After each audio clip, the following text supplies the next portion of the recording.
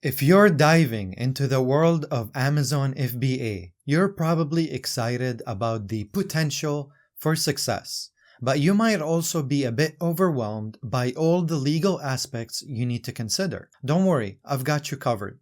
We're going to break down all the legal things you need to know for your Amazon FBA product. I'll guide you through the essentials to ensure your business is not only profitable, but also compliant. Today, I will walk you through the 5 important steps you will need to take when setting up your Amazon FBA business legally. And yes, you heard it right, there are only 5 steps, but just a quick warning, while these steps might seem straightforward, missing even one could lead to complications with the IRS. But I'm not a legal advisor, I'm not an accountant or a financial advisor, so it's better to take a financial advice, but this has been my experience and I want to share it with you. So let's break down the process. The first step is to start a business entity. This could be an LLC, a DBA, or an S Corp. Second step, you will need to get your EIN number. EIN stands for Employer Identification Number. And the good news is it's free to get. The third step is to get a seller's permit. Depending on the state you reside in, this step may or may not be necessary, but it's also free to do. Step 4 involves setting up a business bank account. And finally, step 5 is to get a business credit card.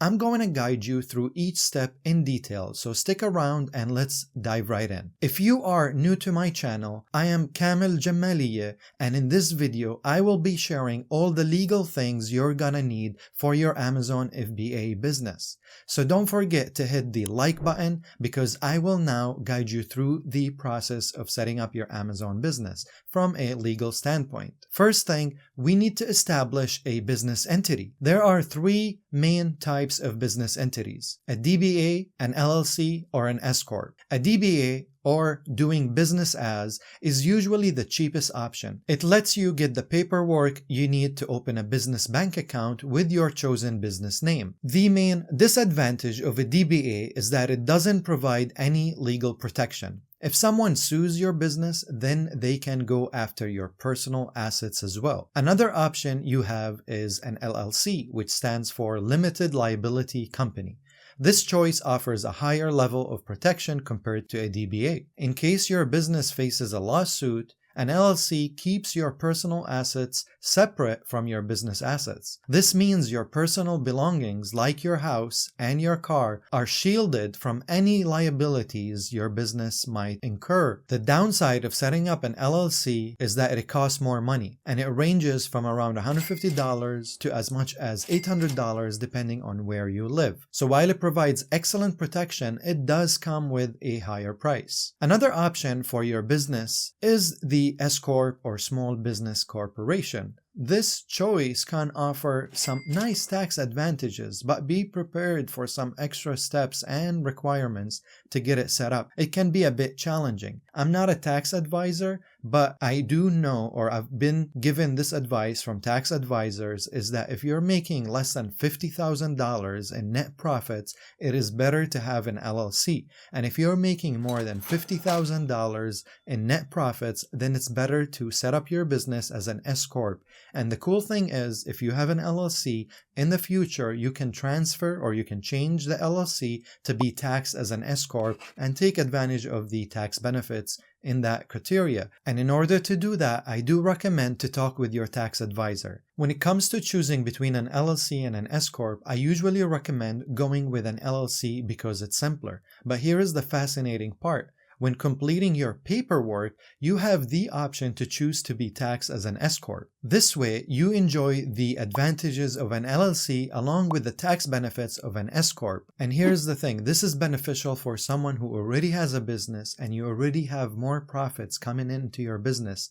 And I would recommend talk with your tax advisor, but I've been recommended if you're making more than $50,000 in net profits, do an S Corp because you can utilize some really good tax benefits. And if you already have an LLC, you could change your business structure to be taxed as an S Corp. So this is not for everyone, but it is recommended if you already have a business structure and you're already making good profits. It is cheaper to go with just an LLC in the beginning. If you're not worried about getting sued and you anticipate lower earnings from your business, a DBA could be an ideal choice for you.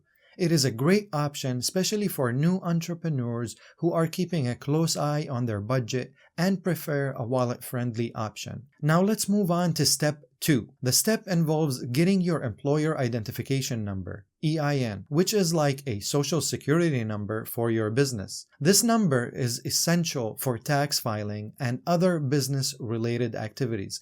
The good news is that getting an EIN number is free, and you can easily apply for it through the IRS website. Simply visit irs.gov and follow the step-by-step instructions provided there. Don't worry, the process is just easy and straightforward, and it is completely free. Next up is step number 3, getting a seller's permit, which is another important step of getting set up with your Amazon FBA business. The great thing is acquiring a seller's permit is entirely free. All you need to do is a quick online search for the specific requirements in your state. Simply type in the name of your state followed by seller's permit in Google, and you will find the necessary information there. Be aware of services that offer to assist you with the process for a fee. Remember, obtaining a seller's permit is something you can handle on your own without spending any extra cash. Whether you're filing your business through LegalZoom or similar services,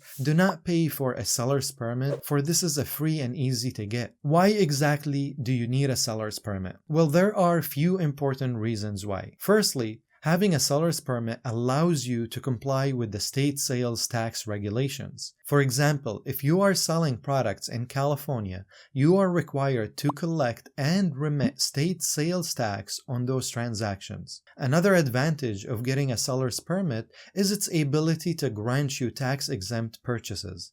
Essentially, when you're acquiring items for resale, you're not required to pay sales tax on those transactions.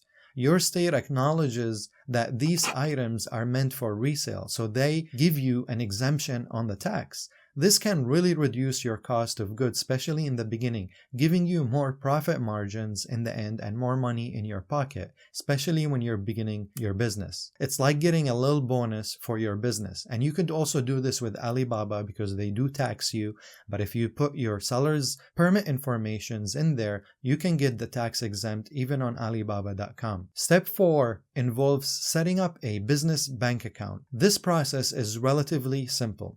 You will need to gather your paperwork, including your DBA or LLC documents, and your EIN number. Then head over to your chosen bank to initiate the account setup. I actually recommend considering the US bank as they offer a free business bank account option, but make sure to do a bit of research to find the bank that fits your needs and preferences just the right way that you like it.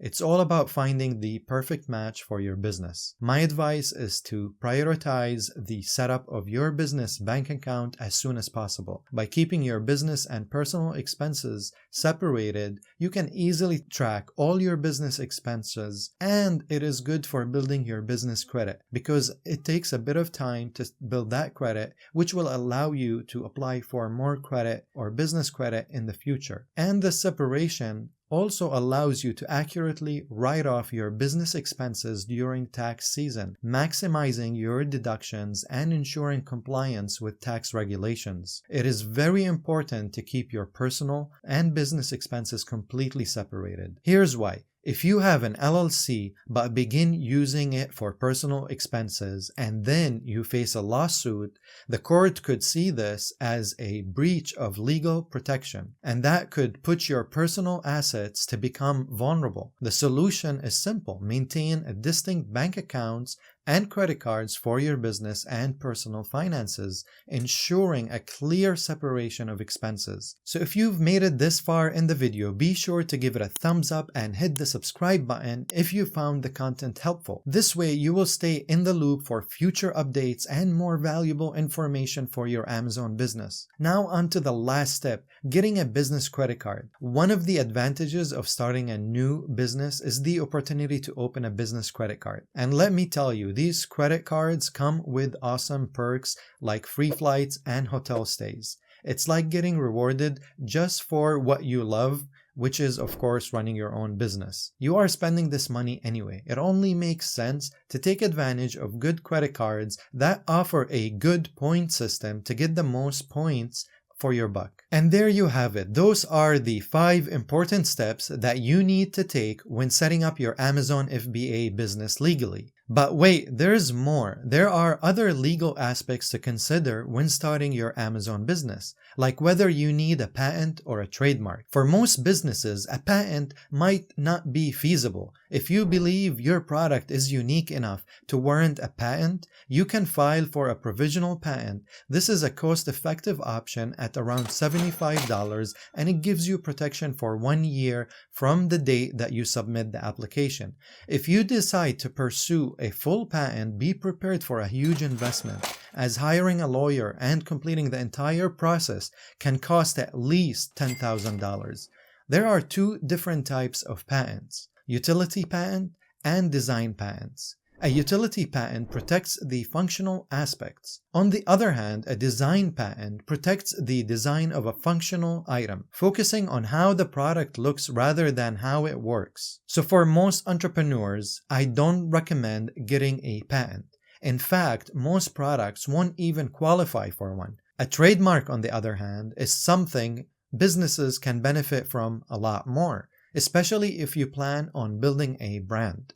It helps protect your brand name and logo, preventing others from using similar marks from your brand that could confuse your customers. For most Amazon entrepreneurs, I would say filing for a trademark is a good recommendation. A trademark allows you to claim ownership of a specific logo, phrase, or brand name so that no one else can sell a product using your brand identity. It is yours and yours alone. It usually costs around $275, which is a small price to pay for the peace of mind. And the cool thing with trademarks, you can be brand registered with Amazon, which gives you access to more marketing resources and more brand benefits that Amazon gives only to brand registered owners. And you can only get that if you have a trademark. When it comes to trademarks, there are 2 main types to know about.